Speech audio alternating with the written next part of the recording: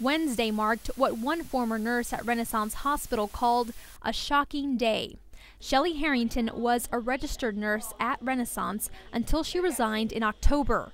She sent a letter to investigators with the Texas Board of Health Services that included several concerns she had about hospital standards. They wanted to ask me some questions about one of the complaints that I had filed with them. Fox 4 has learned that after Harrington spoke with investigators, they went to the hospital and canceled surgeries due to lack of staffing. While the hospital still has its license, a spokesperson with the Texas Department of State Health Services says the investigation is ongoing. But that's not the only problem facing hospital management. They could also be facing criminal charges for not paying their employees. This Friday will be a new payday for staff at Renaissance Hospital, but some employees are still waiting on their paychecks from December 23rd, and they don't think it's going to happen. Hey, why don't we ask the Wins how their Christmas was? I'm sure it was lovely. You may remember this woman from last week. Her name is Amy Guidry. She was one of the employees who was frustrated over the payroll situation.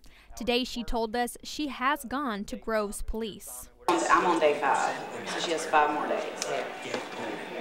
And I guarantee I won't get it today. I guarantee I won't get it tomorrow. Yeah, I don't. Jeff Wilmore is the Groves City Marshal. He says so far about 20 employees have come to collect paperwork to begin the investigation, which he explained to us. Originally, whenever you receive a check and the check itself is not good, you have to send a 10-day demand letter.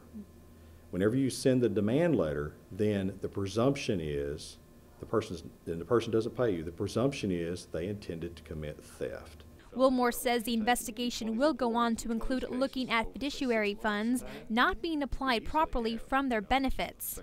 As several employees also accuse management of taking money out of their paychecks for insurance, but then finding out the premiums haven't been paid. While Wilmore says the investigation could take months, he wanted to assure those involved that they are looking into the situation. All of these people are victims, you know, and they're living like most of us do, you know, trying to take care of their own responsibilities, their own bills with their payroll checks, and we're very serious about it. Employees say they're hoping that they'll get paid, but some told us they don't believe hospital owners, Eileen and Steve Wynn, are concerned about their welfare. When she sits there and tells her director of nurses, she told her this, the only one I care, because people were dumping on the director of nurses. And she went, she said, you let them talk to me like this. And she said, don't you care? She said, the only one I care about is my husband and my son. But for now, they're still carrying the hope with them. It's kind of sad, but maybe, like you say, things will turn around.